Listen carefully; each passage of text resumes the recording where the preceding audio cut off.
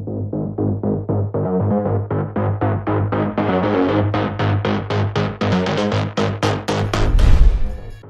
na ang mga malalaking balitang Central Luzon nitong nakaraang linggo.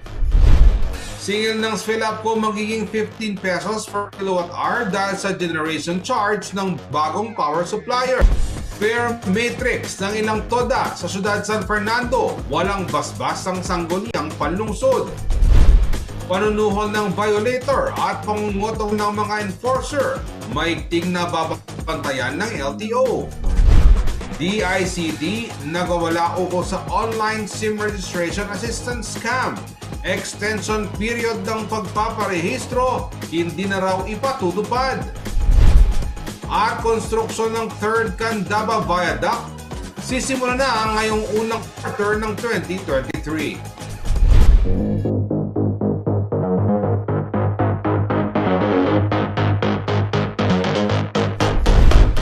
Magandang araw, ako si Jody Dizon Mercado, taga rito kasama nyo para sa CLTV 36 News. Atin to, oras na para sa mga mainit na balitang Central Luzon nitong nakarang linggo.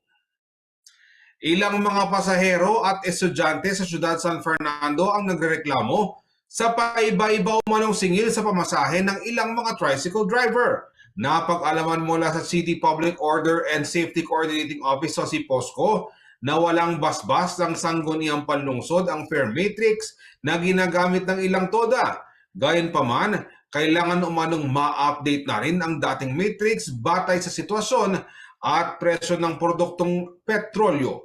Naritong report ni Paolo G. Santos.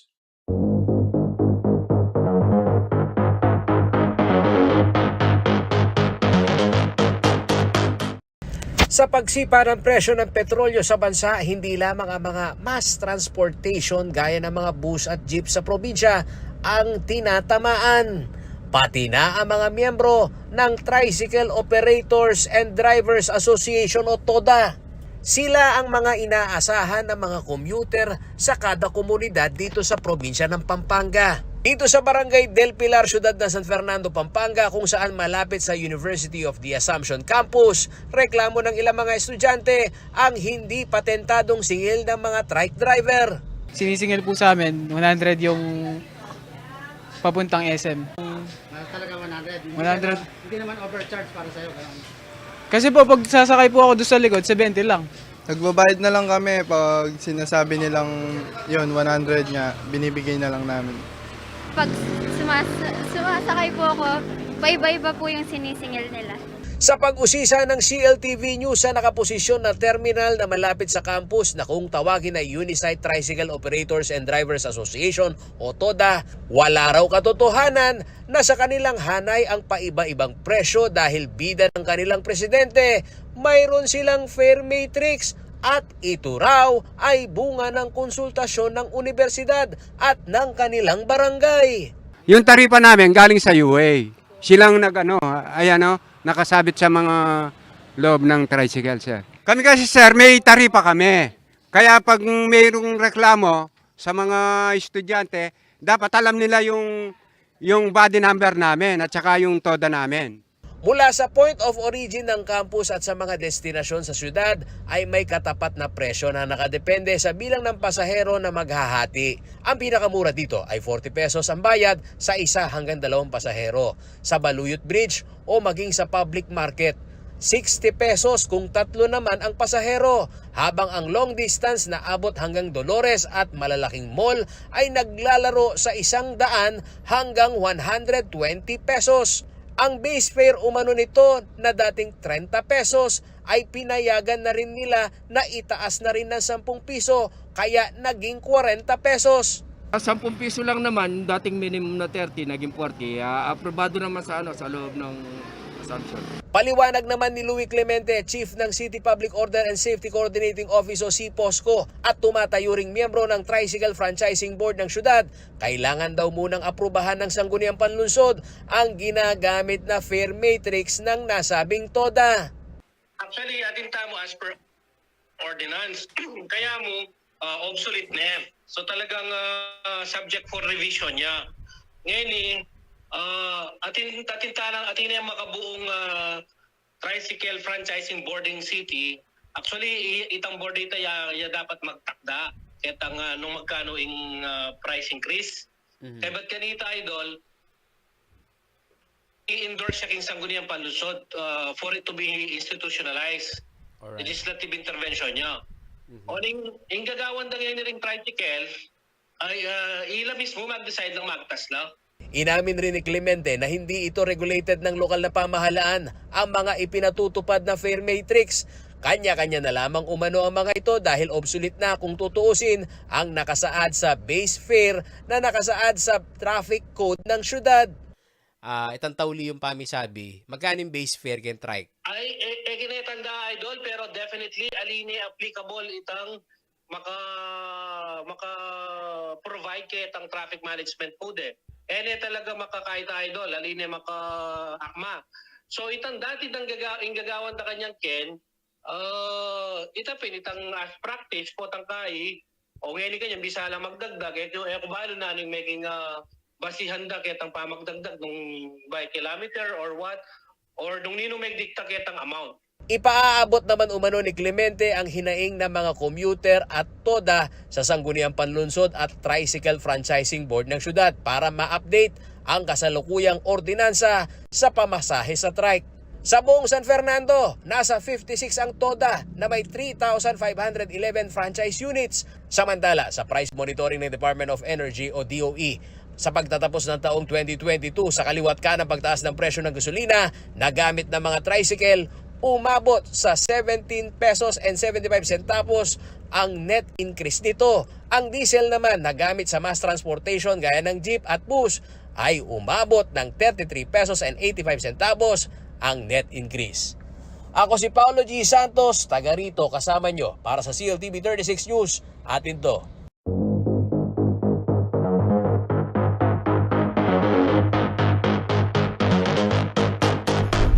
Hindi lamang traffic violation ang mahigpit na binabantayan ngayon ng Land Transportation Office o LTO. Pinaigting na rin umano ng ahensyang pagtugon kung may reklamo ng pangungutong ng mga enforcer at mayroon namang panunuho sa bahagi ng mga lumalabag sa batas. Si JM De Jesus ang magbabalita.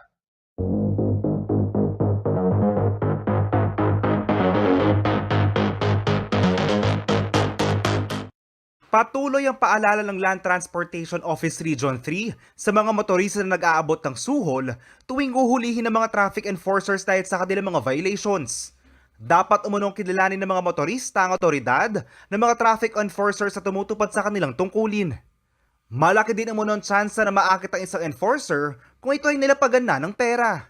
Sabi nga po natin na parati nating naririnig, we cannot correct a mistake by another mistake. Meron na nga po kayong na-violate na isang traffic rule, tapos i-correct pa natin ito ng mistake. Ang magkakaroon ng violation is not just the apprehended driver but also the LTO enforcer. This is a two-way process. One will give, one will accept. And sometimes we cannot avoid na baka ma-entice nga ang isang public officer. Kapag napatunayan na nagkaroon ng panunuhol at pagtanggap ng pera, ay mayroong mga kaukulang kaso na maaaring isampa. Magkakaroon po tayo ng two violations dyan. Una is yung bribery on the part of the public officer, yung mga law enforcement officer kapag tinanggap. Pangalawa is yung nag-o-offer. Pwede rin siyang makasuhan ng corruption of public officer. So kapag ang natsyempohan mo ay isang tuwid na public officer or law enforcement, pwede ka po niyang tanggihan at pwede ka rin po niyang ireklamo dito, and kami naman po, pwede po kaming mag-file ng criminal case. Aside from that, pwede pa pong ma-administrative case yung isang LTO enforcer, so mapapahamak po siya. Pag nalaman po namin tumanggap siya, pwede po siyang masibak sa trabaho. Kung nagkaroon ng violation ay mainam na sumunod na lamang sa tamang proseso.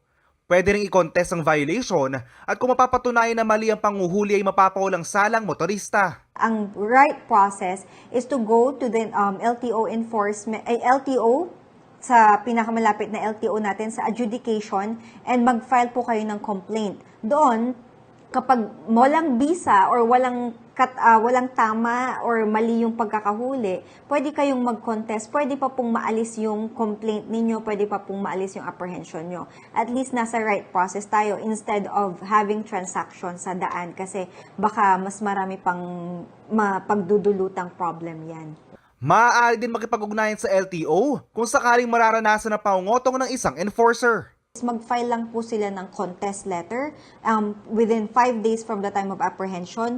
Written yan, pirmahan lang po nila, tapos isubmit po sa Operations Division. Tapos kapag na-receive po namin yung complaint, doon po, mag-run na yung due process of law. We are going to conduct investigation. Tapos pwede po nating mapaalis yung law enforcement officer from the position as long as meron po kaming proof. And usually, ang proof dyan is yung reklamo mismo ng tao. Kapag humarap yung tao at bibigyan niya po kami ng evidence through his testimony na talaga nangungotong to, hindi po namin binibigyan ng chance yung enforcer to go back to work kapag proven na meron siyang nagawang mali. Sa datos ng LTO Region 3 ay nasa mahigit 100 na mga violators na nahuli sa kabuuan ng Central Luzon sa unang 10 araw ng taon at wala pa naman umunong nairereklamo na nangotong sa kanilang opisina. Ako si JM De Jesus, taga rito, kasama nyo. Para sa CLTV 36 News, atin to.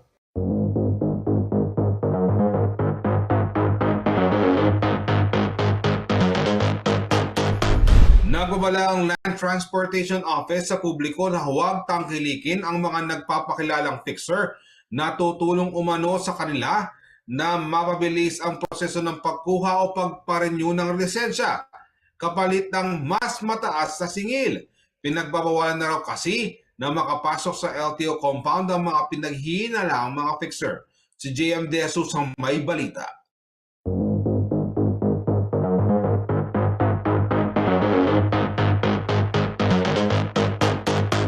Sa paligid na ito ng Land Transportation Office nagkalat umano ang mga nagpapakilalang fixer para sa mabilis ng pagkuha at pag-renew ng lisensya. Ngunit sila ay pinagbabawalan na makapasok sa LTO compound kaya wala raw pag-asa na sila ay makapag-fix o makapagpalusot ng anumang transaksyon na nais silang agarang maiproseso. Yung lahat ng alam namin nagpipixer, hindi namin pinapapasok dito sa LTO premise.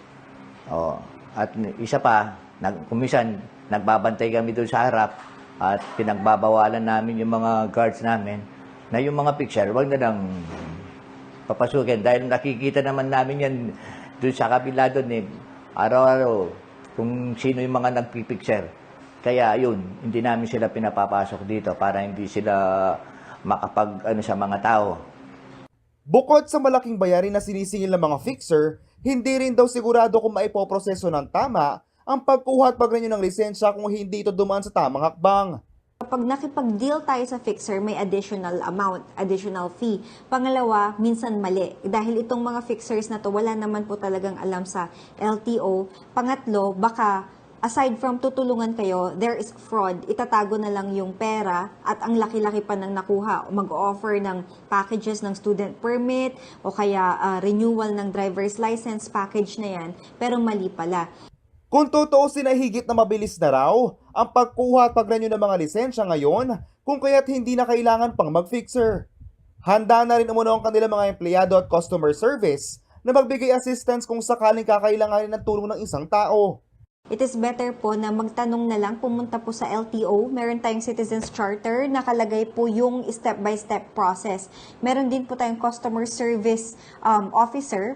Pwede po kayo magtanong. Nasa labas po siya ng LTO, tatanungin mo yung processes, tatanungin mo. May mga kaso naman na maaaring kaharapin ng isang fixer kung mapapatunayan na siya ay nagsasagawa ng mga illegal na transaksyon o di kaya naman ay nanloloko ng mga tao.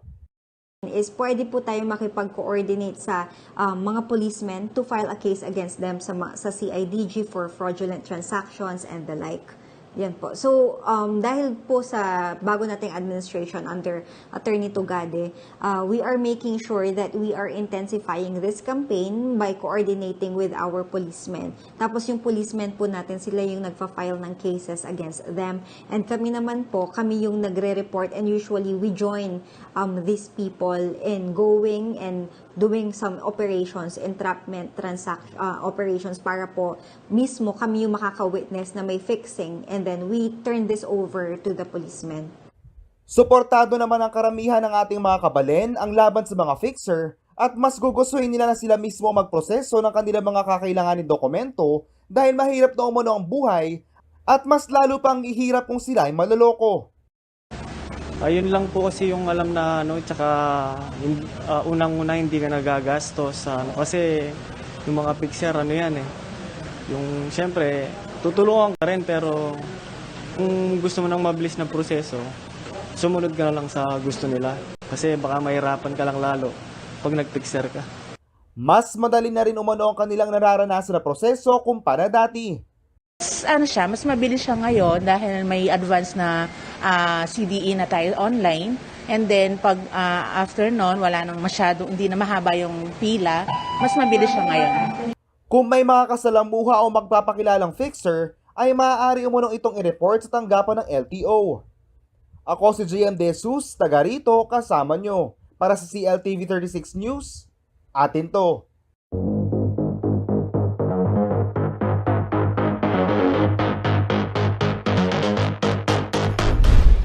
Sa pagbabalik ng CLTV 36 News, singil ng SPELAPCO magiging 15 pesos per kilowatt hour dahil sa generation charge ng bagong power supplier.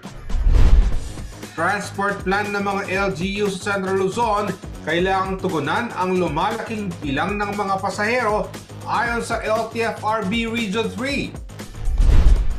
Damaged circuit breaker idinahilan ng kaap sa pamalyang air traffic management system. Manatiling nakatutok para sa iba pang mga balita nitong nakaraang linggo.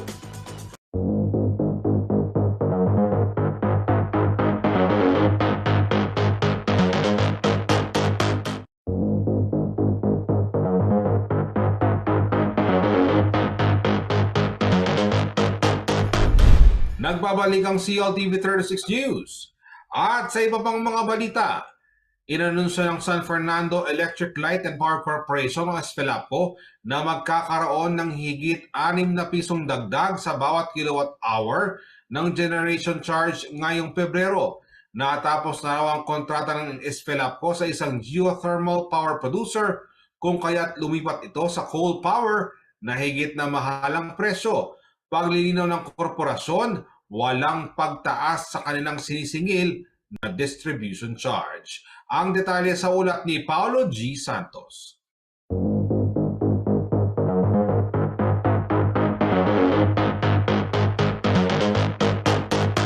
Nitong December 22 ng nakaraang taon, tapos na ang 10 taong kontrata ng San Fernando Electric Light and Power Corporation o SPELAPCO sa isang geothermal power producer na siyang pinagmumulan ng kuryente para sa mga consumer. Bunsod nito, humanap ng ibang mapagkukuhanan ng SPELAPCO at ito ang coal power na higit na mas mataas ang presyo. Marami nang naunang nakikipag-side ng contracts mura.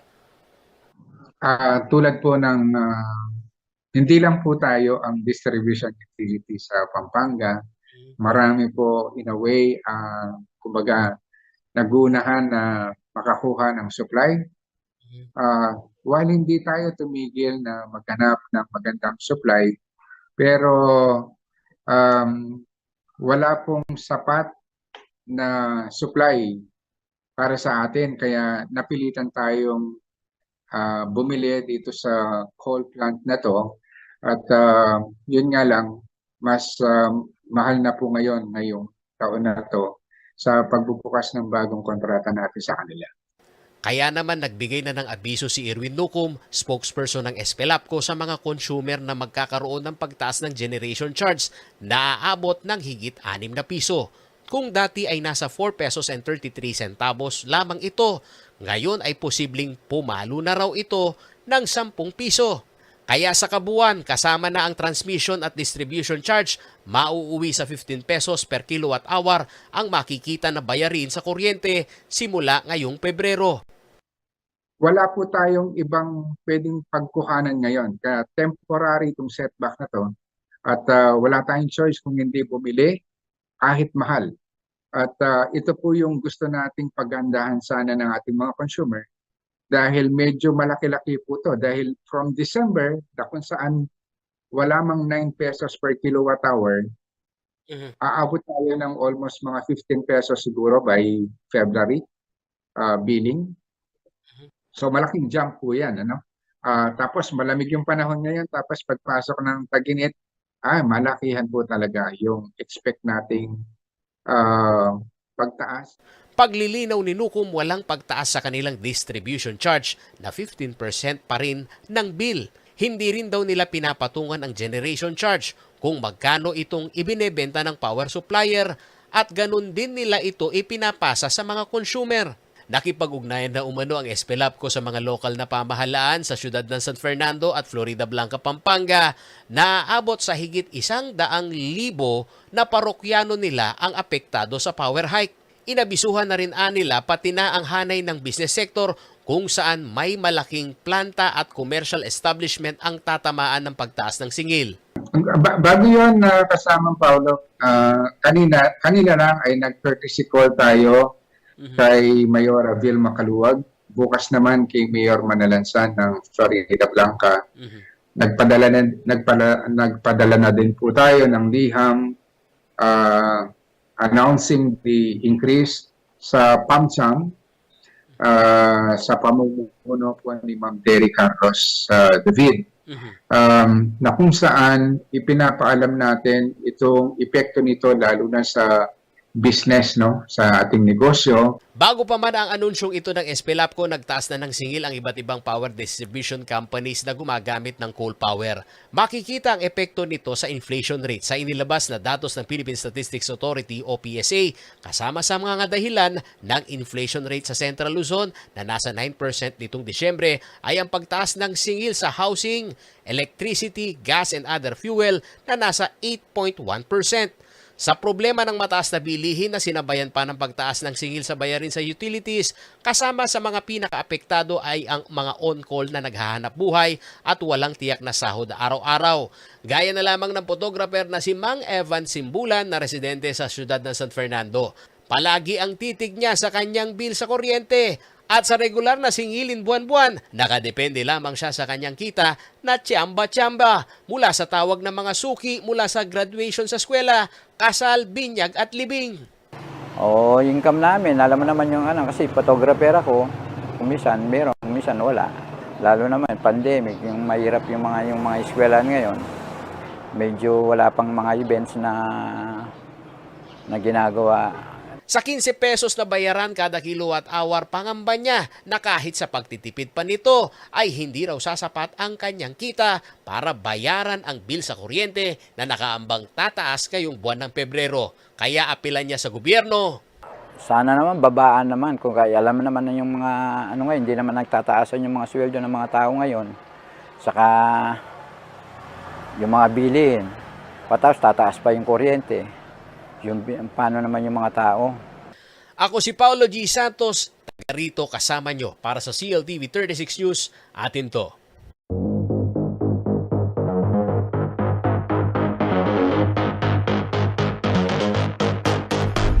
Nanawagan ng Land Transportation Franchising and Regulatory Board o LTFRB Region 3 sa mga lokal na pamahalaan na plansahin na ang kanilang local public transport route planning para tugunan ang lumalaking bilang ng mga pasahero, lalo na ngayong taon kung saan inaasahan ang buong pwersang pagbubukas ng ekonomiya ng bansa.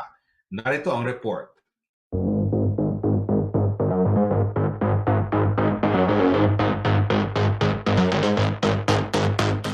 Sa kahigpitan ng health protocol noon, limitado ang bilang ng passenger capacity ng mga public transport sa bansa. Pero ngayon, punuan na. At ang matinding traffic tuwing rush hour ay isang refleksyon ng paglaki ng bilang ng mga commuter, lalo na umano ngayong taon na sinasabing full transition period para sa pagbubukas ng ekonomiya ng bansa. Ayon sa Land Transportation Franchising and Regulatory Board o LTFRB Region 3, aabot sa higit 11,000 mga public utility jeepney ang tumatakbo sa gitnang Luzon. Sa ganitong bulto ng mga bumabaybay sa kalsada, kailangan umanong plantsahin ng mga lokal na pamahalaan ang kanilang public transport route planning. Hindi lamang ang kaginhawaan ng mga commuter ang maaampat na problema, kundi pati na rin umano ang traffic congestion. 11,851 na PUJ, number of operational units dito sa Region 3. So yan ma'am, marami talaga. Mababawasan yan sakali kung magkakaroon ng modernization. Oo. Mababawasan to pagka nagkaroon tayo ng route rationalization, yung LPTRP. Dapat raw bigyan ng konsiderasyon sa route rationalization ng mga LGU ang lumalaking bilang ng mga commuter sa rehiyon. Interconnectivity kasi tayo tinatawag eh. So kailangan talaga ng coordination with different LGUs. Yun din ang alam kong nakikita kong kulang. Kasama rin sa route rationalization ang pagtulak ng pamahalaan sa modernization ng mass transport system sa kada probinsya. Ayon kay Rodriguez, katumbas daw kasi ng 2 traditional na jeep ang isang modernong unit. Mababawasan ang traffic. Kasi ang isang modern jeep is katumbas siya ng 2 or 3 na traditional na jeep eh. At saka malilimit talaga yung numbers. Ngayon kasi sobrang dami talaga ng PUJs na halos nagpapatayan na sila, nag-aaway na sila sa daan for the one passenger. So, kailangan talaga natin na i-rationalize talaga ang mga routes. Sa kabilang banda, ang problema sa transportasyon ay nararamdaman din umano sa Clark Economic Zone. Mismong si CDC President Agnes VST de Venadera ang nakapuna na sanhi raw ito ng pagbagal ng lokal na turista sa Economic Zone. If you are inside, medyo wala kang masasakyan doon. Mahirap. So how can we develop tourism? If you go to other countries, they don't need private cars and private transportation and all the tourist buses. Nandun na yun eh. Samantala, lumalabas sa pag-aaral ng The Passenger Forum na mulat ang mga Pilipinong mananakay sa problema sa mass transportation sa Pilipinas. Batay sa survey, 97% na mga commuter ang gusto ng karagdagang mga tren. 96% naman ang naniniwalang makitid ang mga sidewalk. 93% ang nagsabing kailangan pang magtayo ng commuter protection infrastructure at 88% ang humihiling naman na magkaroon ng interconnectivity ang mga transport modes and routes. Ako si Paulo G. Santos, taga rito kasama nyo. Para sa CLTV 36 News, atin to.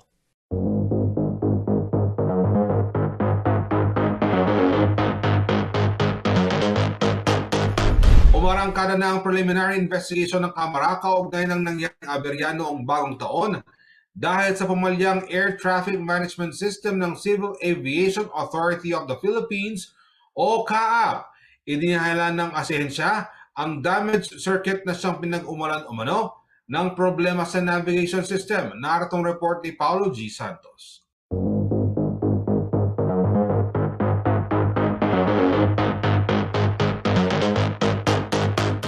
Damaged circuit breaker ang kinakatwiran ngayon ng CAAP at ilang opisyal ng Department of Transportation o DOTR sa aberyang idinulot ng palyadong air traffic management system ng bansa na nakaapekto sa daan-daang flights at libu-libong air passenger noong bagong taon. Batay ito sa naging presentasyon ni CAAP Director General Captain Manuel Tamayo sa pagharap nito sa preliminary investigation ng House Committee on Transportation.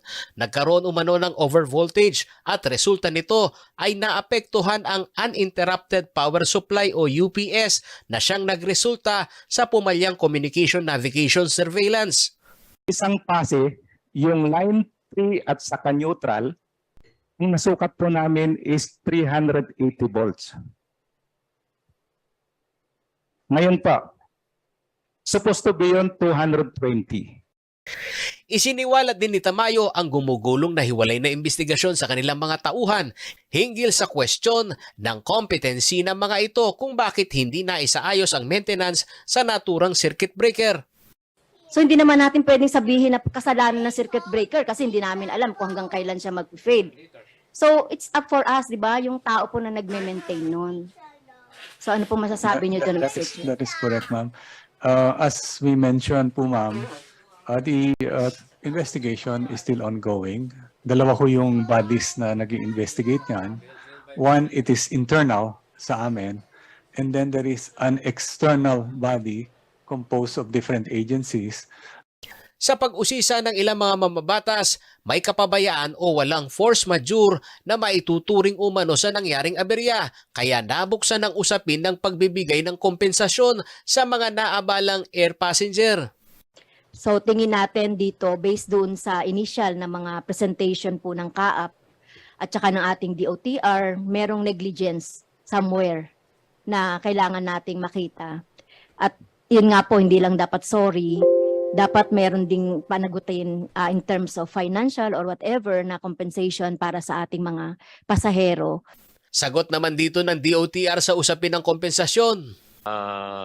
According to our lawyers po, we don't have a legal obligation to pay those affected passengers, although we have a moral obligation. But we need funds because it's the government who will pay. No? So if we will pay, we will need fund. We should include it in our budget, Mr. Chairman. Samantala, ayon kay Cagayan de Oro 2nd District Representative Rufus Rodriguez, kailangang marilib sa pwesto o mag-leave of absence muna ang mga focal person ng CAAP upang hindi makompromiso ang investigasyon. Duda ang mambabatas sa paiba-ibang bersyon ng problema na ngayoy isinisisi sa circuit breaker. I call therefore for the Secretary to make sure that our DG takes a leave of absence up and until there will be a definitive report of the investigation by technical people, by everyone in the know. We congressmen are not technical, but we can see what is happening now. Different theory of the case. UPS, now we have the circuit breaker. Samantala, kasama sa mga naapektuhan ng air traffic management system failure ay ang Clark International Airport kung saan higit 200 at 6 na flights ang naapektuhan. Ako si Paulo G. Santos, taga rito kasama nyo para sa CLTV 36 News, atin to.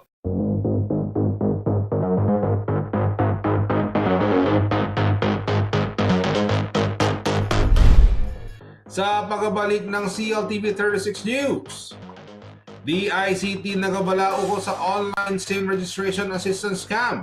Extension period ng pagpaparehistro hindi na raw ipatutupad.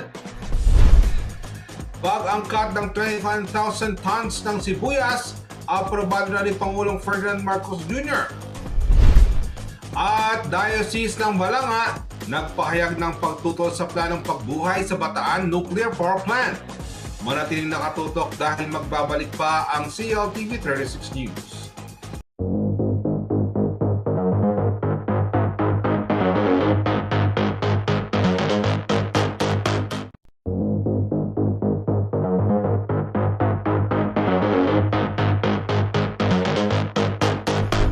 Nakataya sa isinasagawang SIM registration sa bansa ang personal na impormasyon ng mga subscribers. Kaya pinag-iingat ng Department of Information and Communication Technology o DICT ang publiko sa posibleng scam sa online assistance sa pagre-register. Sa dami ng mga subscribers sa mga telecommunication company kailangang magparehistro ng SIM, mayroong nahihirapan sa registration. Ang sitwasyong ito ang posible umanong samantalahin ng mga scammer sa pamamagitan ng pag-aalok ng paid online assistance. Maliban sa pagbabayad, nasa panganib umano ang personal na impormasyon kung tatangkilikin ng ganitong modus. Maaari umanong mabiktima ng identification theft, mawalan ng pera at iba pang krimen. Hindi rin daw dapat ibenta o bilhin ang mga nakarehistro ng SIM card. Upang malabanan ng ganitong scam, naglabasan ng 24/7 complaint center ang iba't ibang ahensya ng gobyerno na pinamamahalaan ng DICT Cybercrime Investigation and Coordinating Center.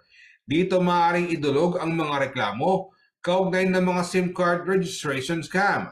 Samantala, wala umanong plano ang DICT na extend o palawigin ang deadline ng SIM registration na nakatakdang magtapos sa April 26, 2023. Bunsod raw ito ng mababang bilang ng mga natatanggap na reklamo ng ahensya simula ng inunsadang registration. Batay sa datos ng Interagency Response Center o IARC, nasa kabuang 1,263 na reklamo ang kanilang natanggap simula nang ibuksan ang kanilang 24/7 hotline na 1326 mula December 7, 2022 hanggang nitong January 11. Ngunit karamihan umano sa mga reklamo ay natugunan na gaya ng malfunction o hindi paggana ng website, gayon din ang iba pang aberya sa proseso ng pagpaparehistro. Sa kasalukuyan daw ay nasa mahigit 17 milyon na ang nakapagparehistro ng kanilang SIM at target nila ang 1 milyon na SIM registration ang maitatala sa isang araw, dahilan upang hindi na palawigin pa ang pagpaparehistro.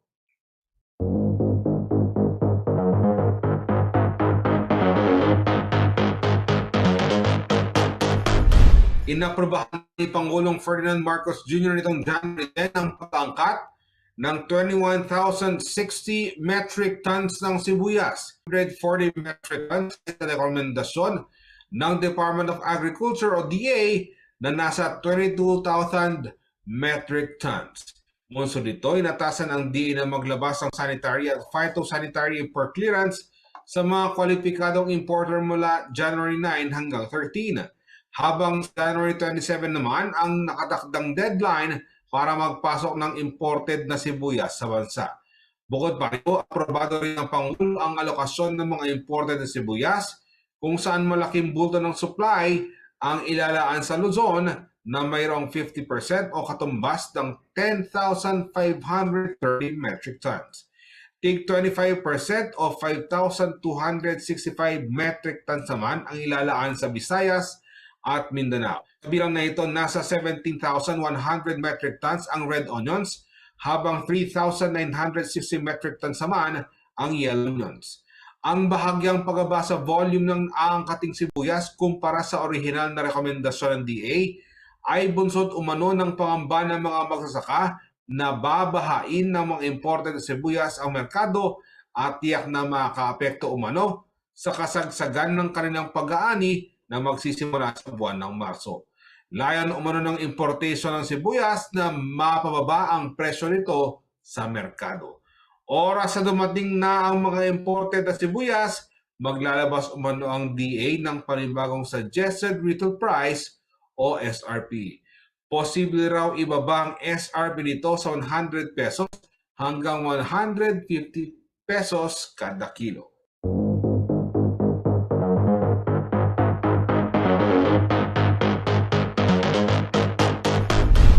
Nahayag ng pagtutol ang Diocese ng Balanga sa planong muling buhayin ang Bataan Nuclear Power Plant na matatagpuan sa bayan ng Morong.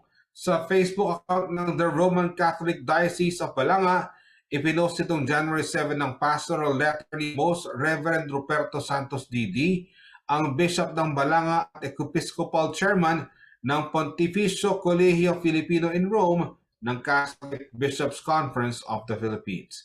Binanggit sa ulat ni Bishop Santos ang pag-aaral ng Russia State Atomic Energy Corporation na nagsasabing imposible na ang revival nito dahil outdated na ang plantang nuklear. May mga malalaking bansa na rin umanong itinigil na ang kanilang mga nuclear power plant, ngunit bakit ito ang pilit na ginigiit ng gobyerno? Hindi umano itong sagot sa mataas sa presyo ng kuryente dahil magastos ang pagtayo ng plantang nuklear at papataw din ang halaga sa mga consumer. Binigyang din sa ulat ang nuclear waste sa lubhang mapanganib umano sa mga tao at sa kalikasan. Dapat umanong i-develop ng gobyerno ang malinis at renewable source of power gaya ng wind, hydro at solar power. Sa ganitong mga kadahilanan, maninindigan umano ang diocese na dapat tutulan ang pagbuhay sa Bataan Nuclear Power Plant.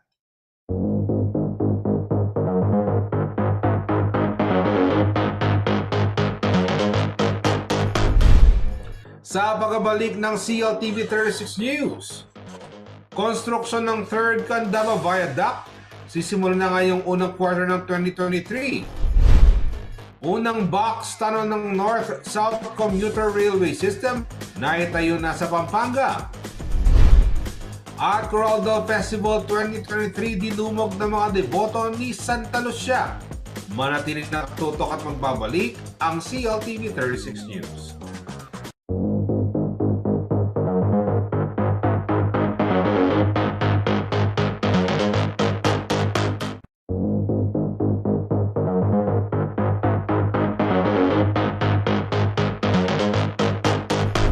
Nagbabalik ang CLTV 36 News at sa iba pang mga balita. Nakatakda na ng North Luzon Expressway o NLEX ang konstruksyon ng Candaba 3rd Viaduct ngayong unang quarter ng taon. Ang naturang proyekto na inaasahang matatapos sa susunod na taon o sa unang bahagi ng 2025 ay magbibigay daan sa mas mabilis sa biyahe ng mga motorista dahil itataas umano ang maximum speed sa 80 km per hour mula sa dating 60 km per hour. Bukod pa rito, nakalinya rin umano sa mga proyekto ng NLEX ang pagtatayo ng mga bagong expressway lanes sa Pampanga mula San Fernando hanggang SNX Spur sa Wabalacat. Samantala, bukod sa pagtatayo ng mga bagong kalsada, nakatakda rin umano mag-install ng mas maraming closed circuit television o CCTV camera sa kahabaan ng NLEX SCTEX at SFEX, habang nakatakda rin i-upgrade ng NLEX SCTEX ang kanilang Traffic Control Center. Sisimulan din ng tollway company ang paggamit umano ng mga electric vehicles o EV sa operasyon ng mga patrol crew ng NLEX SCTEX, gayon din ng paggamit ng solar power sa mga piling toll plaza. Umaasa ang NLEX sa mga tutulong sa paglago ng ekonomiya ng bansa ang kanilang mga infrastructure development at enhancement projects. Magbibigay daan rin ito para mapanatili ang kaayusan sa kalsada, matiyak ang kaligtasan ng mga biyahero at mapaluwag pa lalo ang daloy ng trapiko.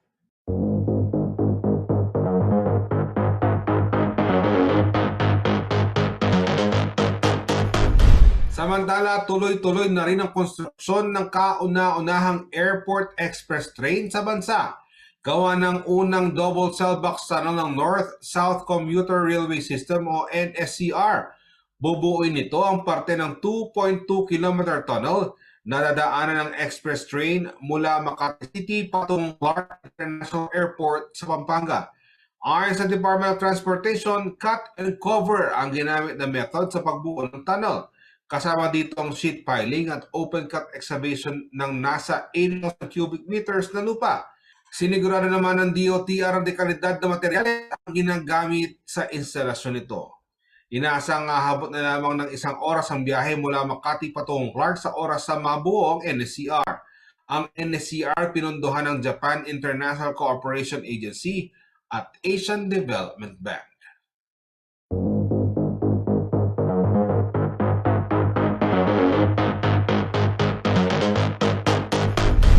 Dinumog ng mga deboto ni Santa Lucia ang Coraldal Festival sa bayan ng Sasmuan, Pampanga.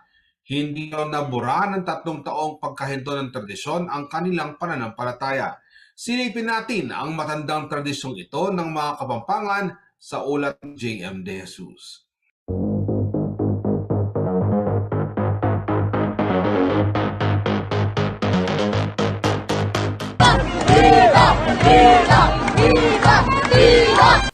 Viva Apong Lucia, Puwera Sakit! Ito ang sigaw ng mga deboto ni Santa Lucia na muling nakasali sa Coraldal Festival matapos ng 3 taon na hindi ito ipinagdiwang. Para sa kanila, ito ay malakas na panalangin, tanda ng kanilang matinding pananampalataya na pakikinggan ang kanilang taimtim na dalangin. Nagsimula umunong tradisyon bago pa ang panahon ng Kastila. Sumasayaw ang kanilang mga ninuno bilang pasasalamat sa magandang ani at masaganang huli ng mga isda. Hanggang sa dumating ang mga Agustino at ipinakilala si Santa Lucia na malugod namang niyakap ng mga tiga-Sasmuan. Ang ginawa ng mga Agustino is para mahikayat yung ating mga ninuno, itong ang Coraldal sa pagdating ni Santa Lucia sa aming parokya, inadapt or niyakap itong kagawian na to at ito'y binansagan nila or pinangalanan nilang Coraldal. Nagmula ang salitang Kuraldal sa salitang Espanyol na kurar na nangangahulugan na pagalingin at salitang Indo-Malaysian na dal na ibig sabihin ay paggalaw. Isa rin ito sa mga itinuturing na pinakamatandang tradisyon dahil ito ay nasa mahigit 400 years ang isinasagawa sa bayan ng Sasmuan. Kung titingnan mo yung isinulat ni Father Gaspar de San Agustin ng 1595 to 1600, sinabi niya na ang tradisyon ng debosyon kay Santa Lucia sa bayang ito ay matandang kaugalian na. Anong sinasabi niya? Sinulat niya yun ng 1595. Ibig sabihin, para bagang pagdating nila rito ay talagang lumaganap na ang matandang debosyon kay Santa Lucia. Bukod sa pinakamatanda, ay isa rin ito sa pinakamahaba na selebrasyon sa bansa dahil humigit kumulang 1 buwan ng Kuraldal Festival. Siguro walang pinagkaibahan sa tendency ng mga Pilipino, lalong-lalo yung mga Kapampangan, na mag-celebrate ng Pasko ng matagal. They want to extend the merrymaking of Christmas as long as they could. So yung mga pagdating ng bare months, nagsisimula na, di ba?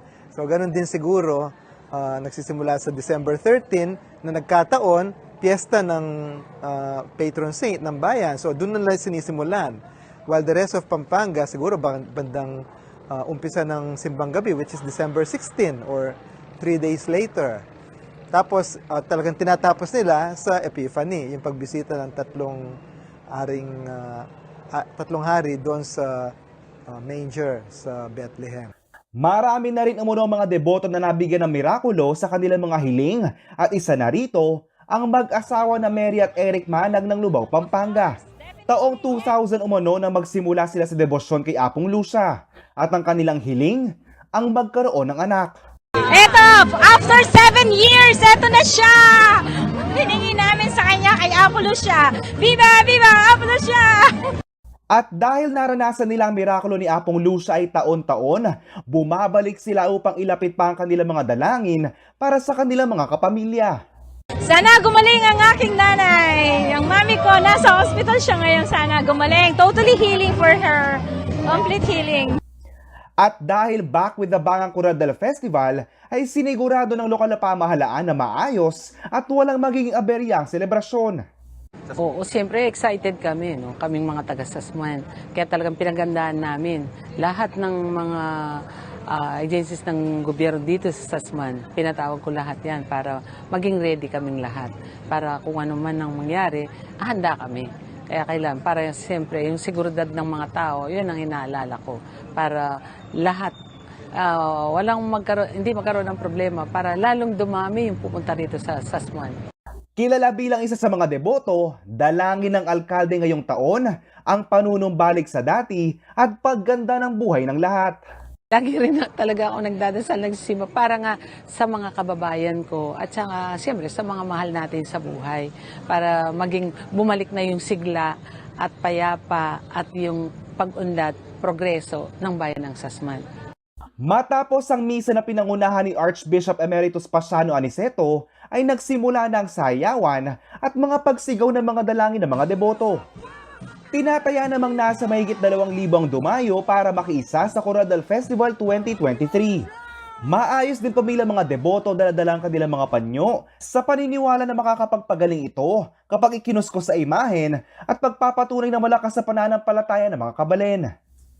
Ako si GM De Jesus, taga rito, kasama nyo. Para sa CLTV 36 News, atin to.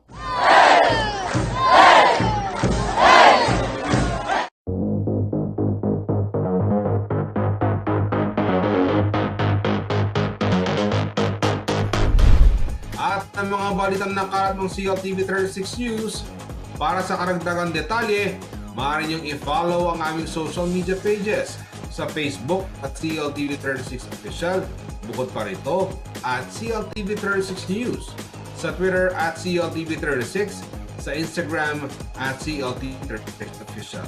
Kung nais niyong balikan ang mga programa ng CLTV36, pwede niyong bisitahin ng aming YouTube channel na at CLTV36 Official at ang aming website na www.cltv36.tv. Mapapanood din ang mga programa ng CLTV nationwide via Signal Channel 115 at sa ating 39 na cable partners. Kasama ang buong pwersa ng CLTV 36 News and Current Affairs, ako si Jody Dizon Mercado, taga-rito para sa CLTV 36 News. At ito, maraming salamat po.